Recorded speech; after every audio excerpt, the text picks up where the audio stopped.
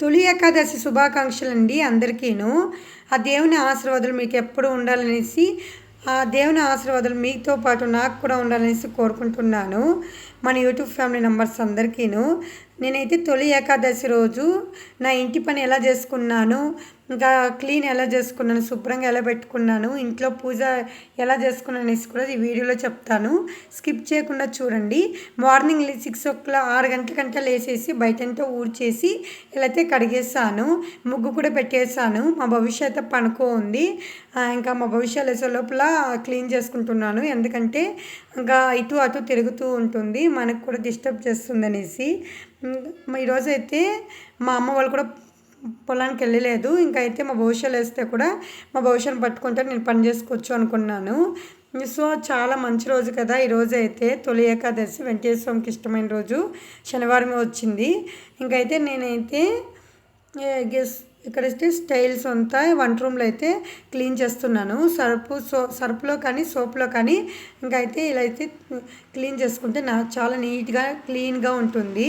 నేను ఎప్పుడు ఇలానే చేసుకుంటానన్నమాట. ఇంకా డైలీ వర్క్ అయితే ఇలానే చేసుకుంటాను. ఇంకా ఫెస్టివల్ అంటే కొంచెం పని అయితే ఎక్కువగా ఉంటుంది. నాకైతే చాలా హ్యాపీ అనిపించింది. ఫెస్టివల్ కదా ఈరోజు అయితే మైండ్ రిలాక్స్గా ఉంది. ఇంకా ఇంటి పని అంతా స్టార్ట్ చేశాను. ఇంకా స్టవ్ కూడా ఇలా అయితే సబ్బు అంటే సోప్ వేసి ఇలా అయితే దుద్దుతూ ఉన్నాను. బట్టల సోప్ అనమాట. ఎందుకంటే దుద్దడం వల్ల వైట్గా వస్తుంది, క్లీన్గా కూడా ఉంటుంది అనమాట. ఇంకా చూడండి స్టైల్స్. ఇంకా ఇక్కడ వచ్చేసి స్టవ్ ఎంత వైట్గా వచ్చిందో, క్లీన్ అయిపోయింది. మీరు కూడా ఎప్పుడైనా క్లీన్ చేయాలనుకుంటే బట్టల సోప్ ఉంటుంది కదా, దాంట్లో అయితే క్లీన్ చేయండి. తర్వాత ఈ ఇల్లంతా బూజంతా తుడిచేసాను. తర్వాత ఇల్లంతా తోస్తున్నాను. మా భవిష్యత్తు వేసేసింది, మా అమ్మ అయితే పట్టుకోంది.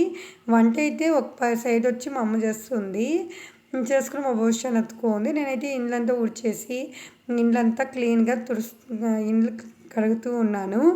నాకైతే చాలా హ్యాపీ అనిపించింది ఈరోజు తొలి ఏకాదశి రావడము, శనివారం రావడము, వెంకటేశ్వర స్వామికి ఇష్టమైన పూజలు చేయడము. ఇంకా గుడికైతే వెళ్ళలేదు, ఇంట్లోనే పూజ చేసుకున్నాను. ఇంకా తర్వాత ఎంటికలు అయితే ఆరబెట్టుకుంటున్నాను. ఎడ్డేకి వస్తుంది కదా, తేమ ఎంటికలు ఇంటి పని అంతా చేసుకుని నాకైతే చాలా మైండ్ రిలాక్స్గా ఉండింది. ఇంకా పూజ విధానం కూడా చూపిస్తాను. మా భవిష్యత్తు అయితే స్నానం చేపించి రెడీ చేసేసాను.